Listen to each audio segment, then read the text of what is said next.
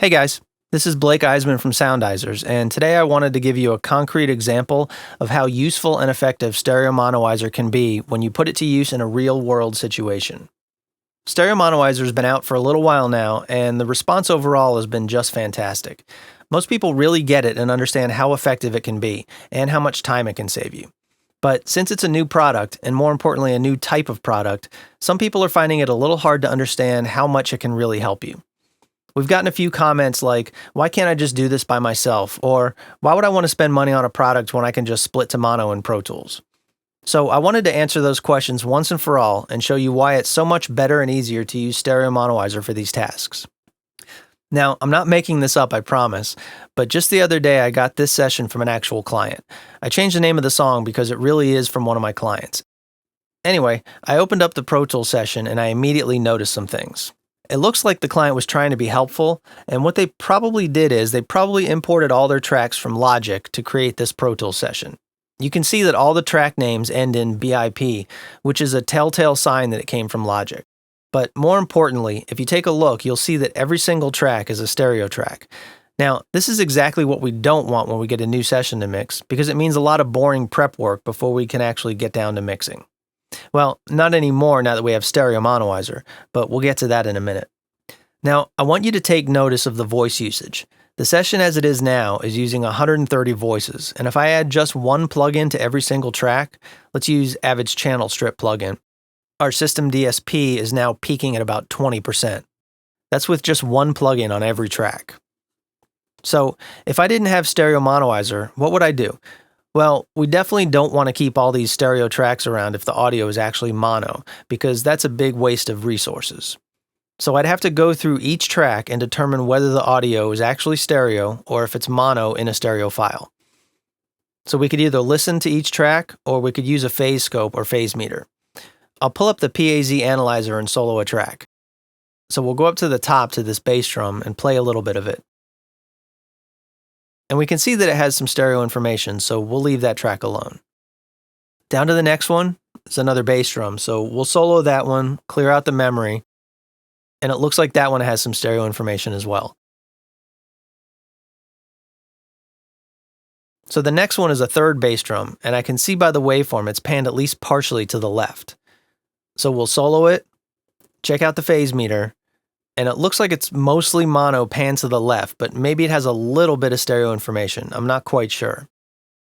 So you can see that immediately this gets a little confusing. Is it stereo? Is it mono? There's a lot of guesswork and trial and error.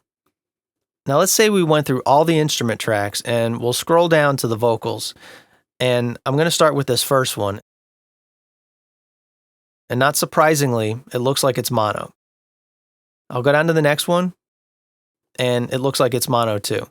We've got quite a few of these vocal tracks, and to be honest, this would be a pretty big chore to go through every single one of them, even though that's really the only way to be 100% sure.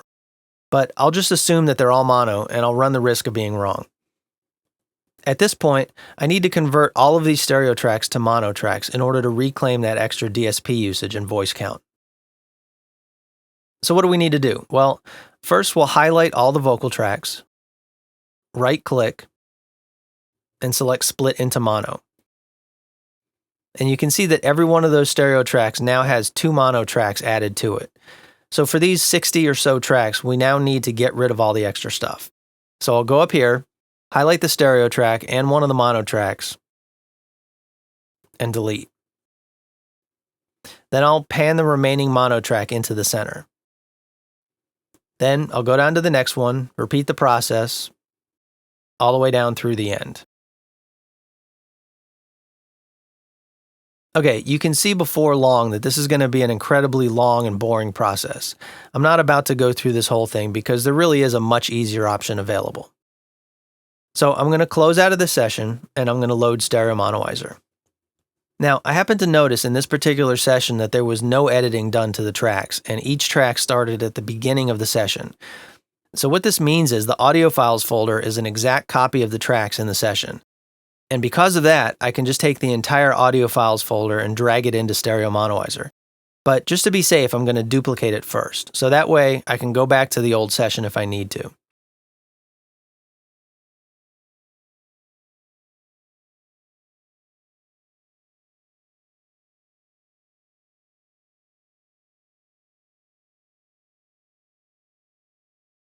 So now I'll drag my copy into StereoMonoizer. First I'll analyze, and I'm going to let this happen in real time so you can get a sense of how long it would take for a rather large session.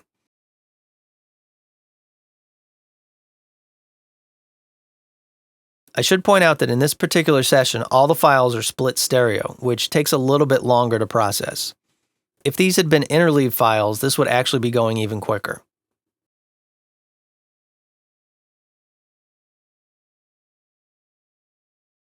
While this is going, I'll show you the computer I'm using.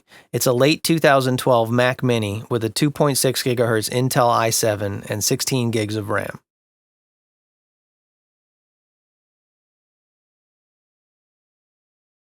Also, if we look through the file list while this is finishing up, we'll see that we have some mono and some stereo files.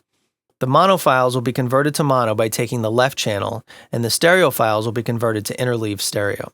Now, the only reason that's happening, again, is because they were split to begin with. If they had been interleave stereo files, those would just be left alone.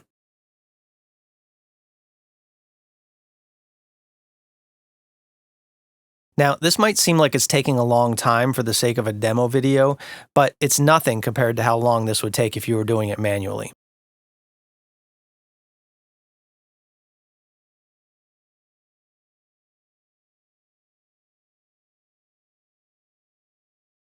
So now that the analysis is complete, all we need to do is process. I'm going to process in overwrite mode with the backup turned on. I'll show you why in a minute. So we click process and let StereoMonoizer do its thing. Again, I'm going to let this run in real time so you see how quick it is compared to doing this manually. You can see down at the bottom, it shows you a running tab of what file it's processing out of the total number of files that need to be processed. So since I have some extra time here, I'll point out just one more thing. Remember when we were in Pro Tools and I skipped over all those files and made some assumptions to save some time? Well, it's very possible that I was wrong with some of those files. They may have been stereo when I was assuming that they were mono, or if I spot checked them in one part of the song, they might have been mono. But there's no way for me to tell if any of those files switched to stereo in another section of the song. StereoMonoizer analyzes the entire file and it is completely accurate. So you can be sure that this method will give you the correct results every time.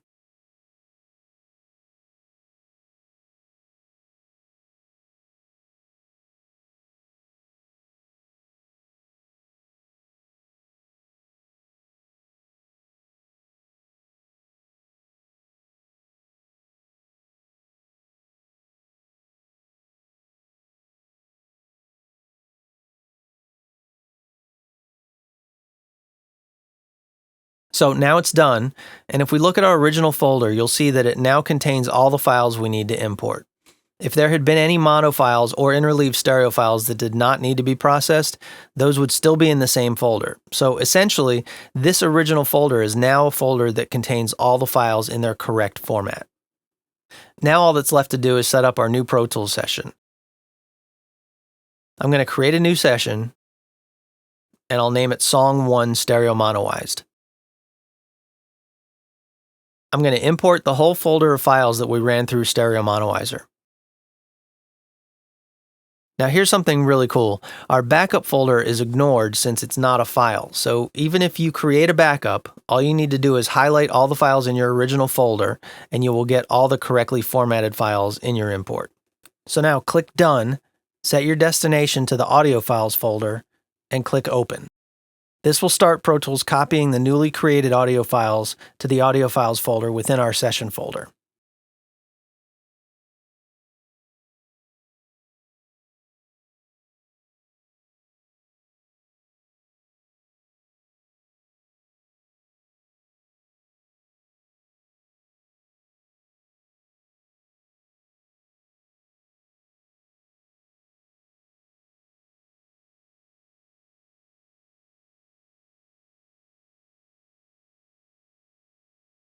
And that's it, we're done. The session is now ready to start mixing.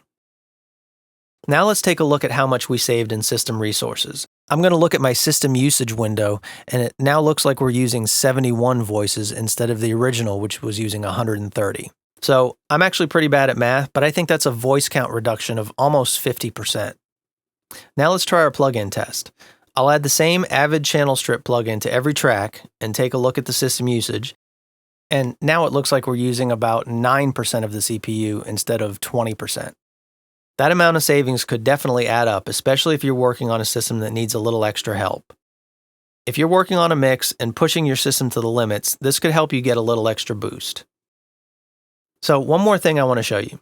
Let me close down the session here, and I want to look at the actual session folders. Here's our original session folder. First, I'm going to move the extra files we created so we have just the original audio files folder in the session folder. Here's our original, and it's 4.2 gigs. That's pretty big. Now I'll take a look at the session that we created after converting the files in StereoMonoizer. And this one is showing 2.31 gigs. So you can see this also gets us a pretty decent savings in disk space. I know this video has been a little bit longer than your normal demo video, but it was kind of necessary since the process we were replacing is such a long, boring one. But the good news is the first time you use StereoMonoizer on an actual project, you'll get back the time you spent watching this video since the process will go by so much faster. Please head over to www.soundizers.com and pick up your free 14-day demo. And as always, if you have any questions or comments, please feel free to contact us via the website. Thanks for watching.